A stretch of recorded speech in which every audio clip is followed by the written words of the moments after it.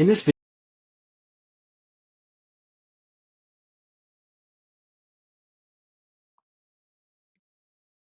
to do this, we add a function called facet wrap to our graph code. Just as with the other functions we've added, we tack it onto the end of our existing graph code with an addition operator, the plus symbol, followed by the facet wrap function. It doesn't go inside either the ggplot function or geom function. It gets added on afterwards at the end. Now, within the facet wrap function, we have to specify a variable to use to create the subplots. What's going to happen is that we'll get a separate subplot for each value of that variable that we're faceting over. The new way of doing this, which was added recently to ggplot, is to put this vars function inside the facet wrap function. So this gets nested inside facet wrap. And then within vars, we name the categorical column that we want to use for faceting. The original way to do this was just to have the facet wrap function, but then to specify the column with a little squiggly symbol in front of it. This squiggly symbol is called a tilde symbol. You can see here an example of what a faceted graph looks like. So here we have our histogram of the age variable from the heart disease data set. But what we've done is we've faceted over the diagnosis variable, disease-free and heart disease. So all the observations that are heart disease, the distribution of ages in patients that were disease-free, and the distribution of ages in patients with heart disease. One very useful trick, which you should try to remember because we're going to use it a lot, is a way that we can create the same graph of those columns.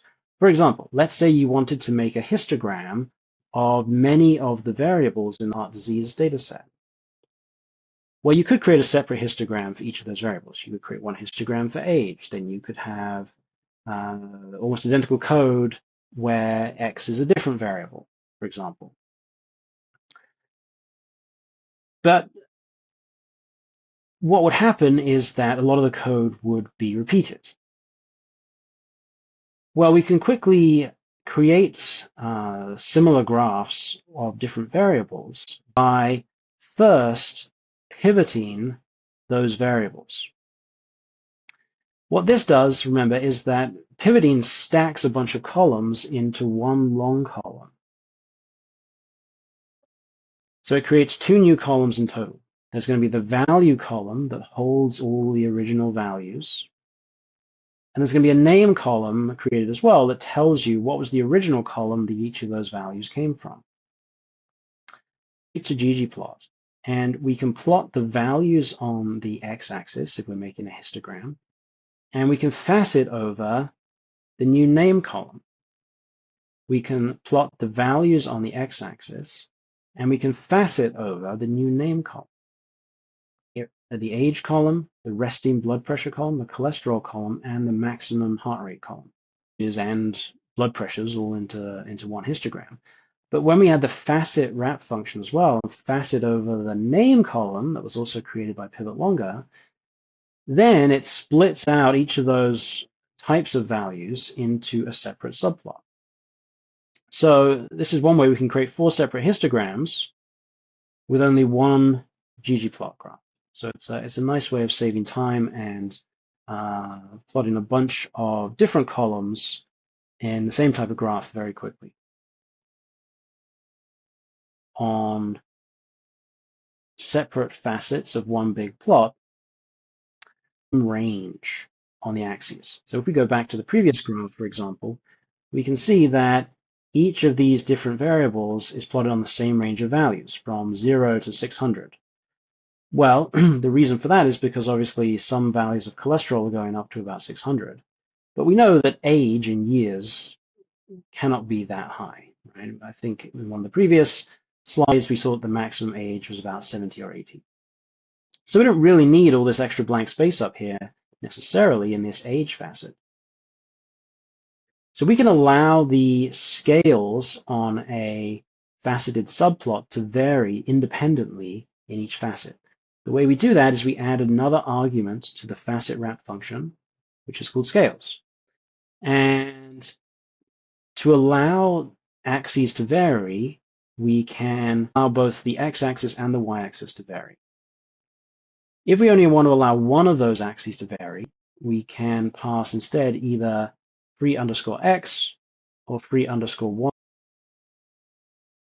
There's a few things to be aware of when you're doing faceted plots.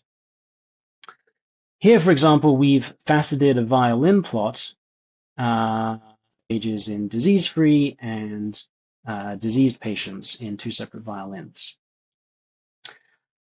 But actually, we don't even need to use faceting, right? Because violin plots allow us to put a categorical variable on one of the two axes. And plotting it like this, as we see in this second graph, actually makes it easier to compare the two distributions when we have them side by side like this instead. Another problem that sometimes occurs with faceting, facet over a variable like diagnosis, but may also put diagnosis on something like the y-axis of a violin plot, which means that not only are we encoding the diagnosis variable in separate subplots, but we're also encoding it on the y-axis as well. And this also makes it hard to compare these two distributions. Another problem I sometimes see is where someone facets over a variable that the variable that we facet over gets its own subplot.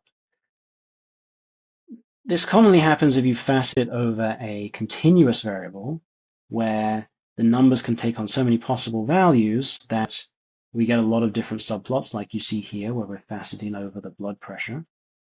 The result is that each facet becomes super small to try and fit them all into the available space, and it becomes very hard to actually see what's going on.